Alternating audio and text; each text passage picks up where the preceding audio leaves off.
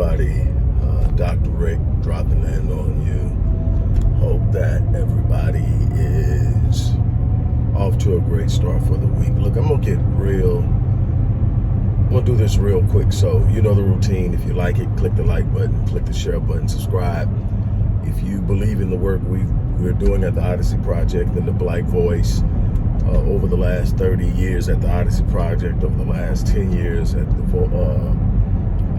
Black Voice and everything else, show some love and show some support. We need your support, especially in the area of research. We're currently doing research on influences of epigenetics, but also on mental health disparities and how it is impacting the home and the development of our youth. It's a roughly 18-month to 2-year project, and we really need your support. So if you want to do it, anybody knows me knows my research is always followed by program development. I'm always about the solution. So I'm looking at what we're dealing with and I'm searching for solutions. Anybody who's followed me or read any of my books, you know how I move and how I operate. So definitely show some love, show some support in that area. Look, real briefly, how many times have you heard me over the past, 13, 14 years say that we as a people lose because we don't understand how things work? That we are easily misled because we follow our emotions, we get caught up in the hype, we move with the sensationalism, we love the play game. And so what they do is they feed our emotions, they feed our sensationalism, they throw us the image and the optics, and we never ever get the tangibles. And I'm going to show you a prime example. Everybody is just eating up this whole thing with Fani Willis. From the day that the indictments came down up until now, and this inquiry into misappropriation of funds and on her conduct coming from the office, and the thing that's going on with the married dude and all this other stuff and things. And so everybody, and I just been checking it out, I'm obviously looking at it from a different perspective. Everybody's like, did you see how she checked him? Did you see that look she gave him? Did you see this? Boy, I've seen that look before. That's that. And everybody's caught up in all of the hoopla and missing so many of the messages that are being sent. And the thing I said, and I said this in the video I did yesterday, that we don't pay attention to patterns. If we paid attention to patterns, we would see the game coming a mile away. I'll give you a prime example. The Democrats are notorious for using black faces to attack white enemies and then hide behind them and then throw them to the wolves or eat them themselves. Kim Gardner facing charges after going after the governor in Missouri, pushed by the Democrats. I cannot think of this woman's name for anything in Chicago, the mayor of Chicago, and I done said her name a million times. The former mayor, Keisha Lance Bottoms in Atlanta. The DA Mosby, I can't think of her first name for whatever anyway. Her and her husband are now on federal indictments. And this is the playbook. And they use what they do against them. So, and the crazy thing is, a couple of things. And it's a shame that I have to say this, because I'm calling out something and I'm taking aim at the Dems. It does not make me a Republican. We have to get off of that, because that stupid mindset is how they get us to vote for people who don't have our best interests at heart, because they got you thinking if you don't vote for us, you're voting for them. That's the stupidest shit I ever heard before. I vote for who I vote for. If I don't vote for anybody, I didn't vote at all. It's actually a message And it's a litmus test. Do you realize that if enough people withhold their votes, they would actually change? Why? Because they use voting as a litmus test to see how much of the population believes that the system still works. When people stop voting, it says the people no longer believe in the system. It ain't long after that that you get anarchy and you get words not coming to me, but basically it's the beginning of when people stop believing in the system. Revolution is not that far off, and so you're going to get resistance. You're going to start getting people saying, look, I'm not buying into it, I'm not supporting it, and people now start to push back. So they use voting as a litmus test to test how much of the population still buys into the system. And so not voting sends a message. Your vote is only valuable when you can get something for it. When you're not getting anything for your vote, then what you're doing is actually giving away what you claim is so freaking valuable.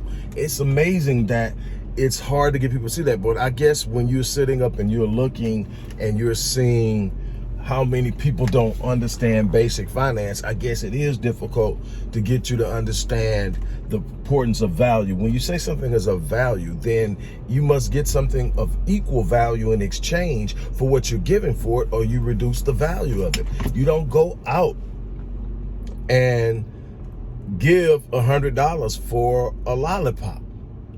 But when you do that, you've given away what is valuable to you, and you don't get to use it again until the next time there's a chance to spend again, whenever that is. Just imagine your vote being that. And the Dems have over 60 years since the switching of the parties and all that other stuff in the Voters' Rights Act and all that stuff in the 60s. That 50 plus, almost 60 years that we're looking at now, they have given absolutely nothing, and they've taken a hell of a lot. They've caused a lot of harm. They always point the hand at the Republicans. They love to use the word racism, but if you look at the numbers, housing, ownership, wealth gap, incarceration, miseducation, they are equally culpable to what's going on in the black community, if not more so. And this, again, isn't any type of cape for the Republican Party. That's just another wing on the same damn bird. But what the problem is with the Republicans, we ain't got to worry about them because y'all don't like them. Y'all hate them. So it's hard for them to get anything over on you, sell you anything, convince you of anything. The problem is the people who you believe in are the ones screwing you the most because they have your trust. They are the ones betraying you because you're giving them your trust, trusting them to do something. And when I look at how we're judging, think about it. There are people who are evaluating this whole Fani Willis thing based on this. And my whole thing is, I don't even think you guys realize that while she's caping, while she's showing black woman attitude, all that stuff that everybody's getting all hyped about, that don't get victories, because if it did, we'd have been the one a long time ago. Our women have always been fiery. Our women have always had good mouthpieces that can speak and can check and all. That doesn't produce anything. That's not how the game is played. They're sitting up and they got you fired up about some snappy comebacks that's still gonna have a butt. Do you realize that she sit up there in that situation and admitted that she had misappropriated campaign funds? And just so that I wasn't reading it wrong, I got with a couple of my attorney buddies that understand political campaigns and how campaign money can be used. You got cash from your campaign in your house. You've been elected already. Campaign's over. You got cash from that campaign in your house. And you've admitted that that cash is the same cash that's funding or half funding these trips, because the person that doesn't need a man is going half with a man to go around and do things. I do math.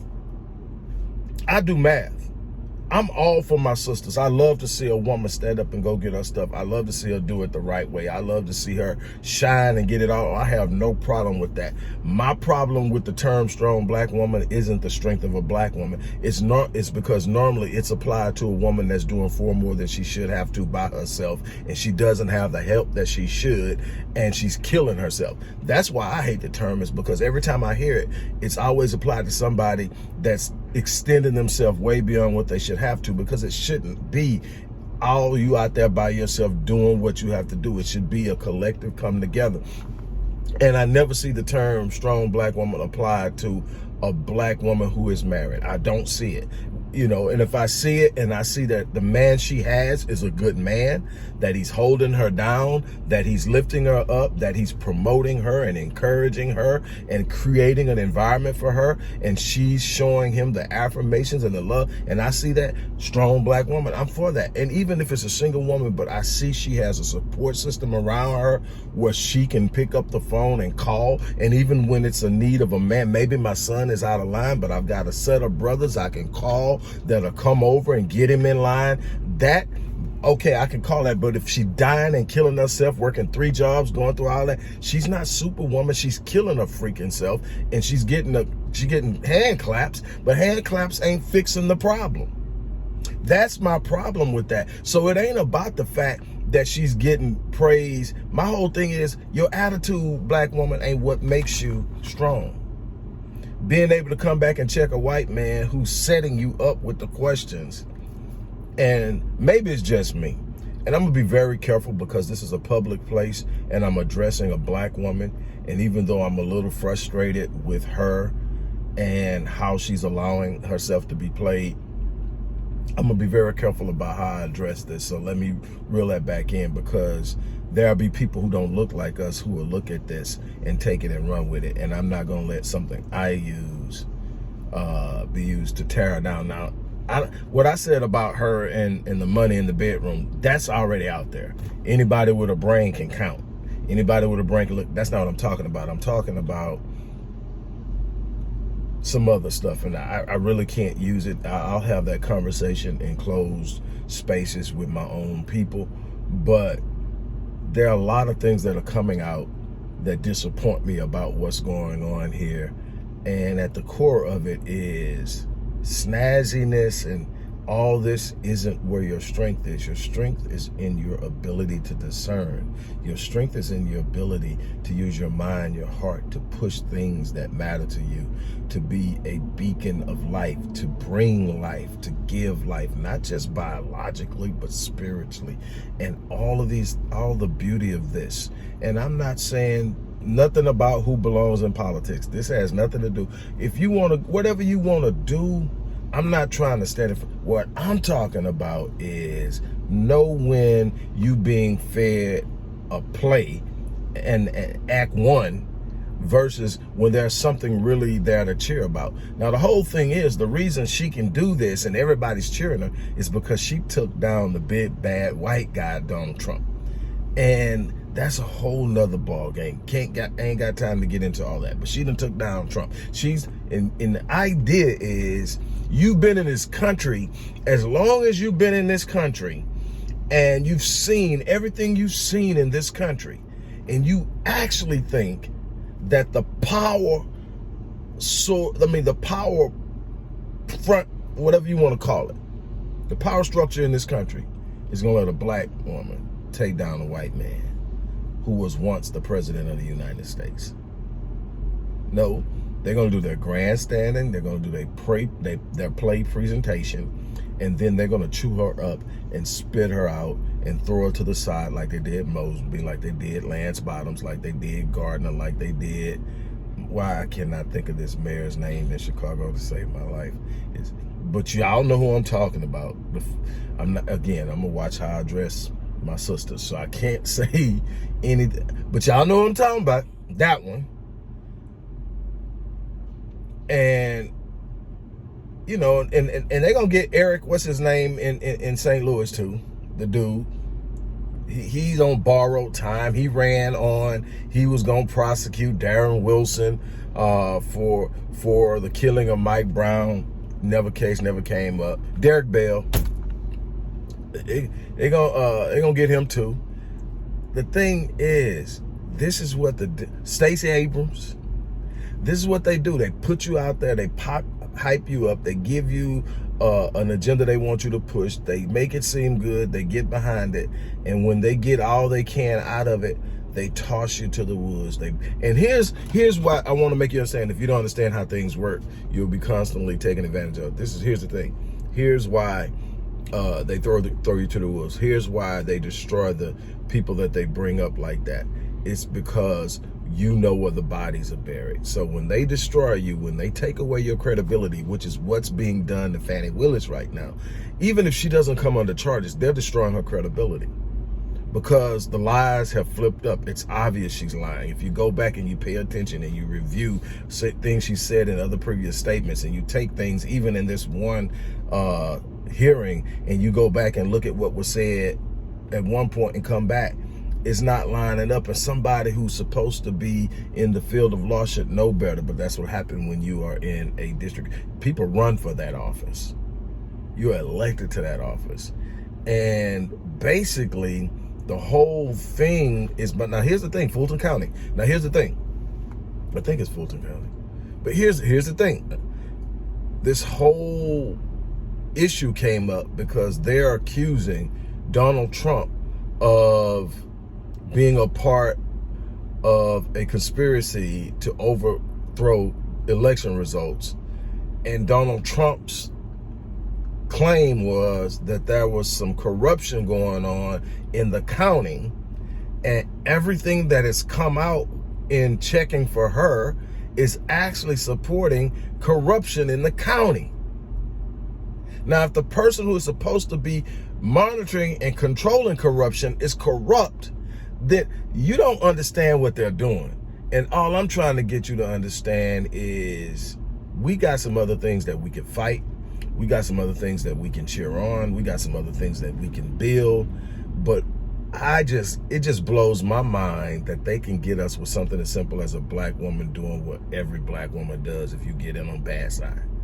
And I know you relate to it. It's like, yeah, checking a white person doesn't put more money in your bank account. Checking a white person isn't going to change your socioeconomic status. Checking a white person, in many instances, you're probably going to get the cops called on you, and things can go bad from there. And I'm not saying don't check them, because I damn sure, but my whole thing is that's not my end game. My end game of how I measure my manhood or my success isn't about how many white people I check. It's about my progress that I can measure. It's about the alliances that I can create that help to serve my values, my interests, and my principles in multiple facets. It's about building something. And if it ain't being built, then it ain't nothing about it to me. And that's the mindset we gotta have. I don't give a damn how snazzy you get with them. They got your panties in a bunch and a wad and bending you over. That's the thing right there. But anyway, I'm going to get off of here. I just had to talk about that, and I know a lot of people are going to get upset because nobody really wants to actually think. We just want to feel. And if it makes us feel good, we're okay. And we've been getting that for 60 damn years. No tangibles, but they make us feel good. They tell us the right thing. Now they done got real nasty with us because they're trying to replace us with another minority. And so they done got real snazzy. They don't even worry about catering to how we really feel anymore. They tell us stuff like, if you don't vote for me, you ain't black. They tell us stuff like, I ain't giving you nothing. They tell us stuff like they sit a whole room full of who claim to be our leaders that don't speak for me at all, but they all up in the room, and he telling them, I'm not doing jack stuff. Y'all need to get I mean, do y'all remember that meeting right after he was elected, when they go all sit in the room with him in the Oval Office, and he's tearing into their ass and basically letting them know they ain't getting jack and get in check? Do y'all remember that? Do y'all remember that? That's the thing I'm talking about. We have to make our presence felt.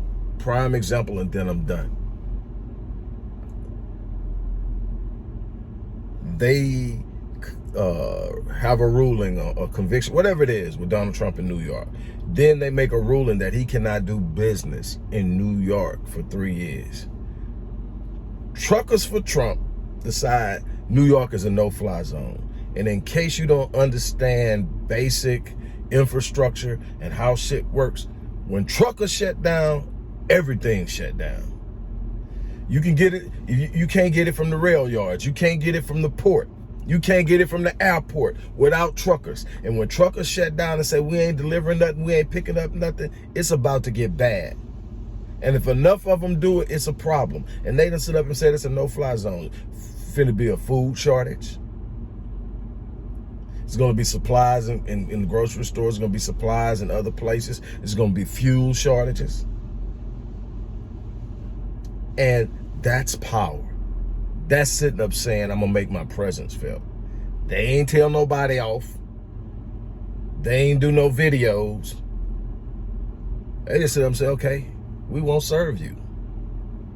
And this isn't about who's right or wrong. This is about how power is being executed, and sitting up cheering and getting happy because somebody told somebody off and ain't nobody gonna benefit from that is a lot of wasted energy. And it just speaks to how unsophisticated we are in the understanding of how things work, and it's working against us. So with that being said, look, I'm going to get ready to get out of here, but I had to drop that on you. You guys have an unbelievable remainder of your day.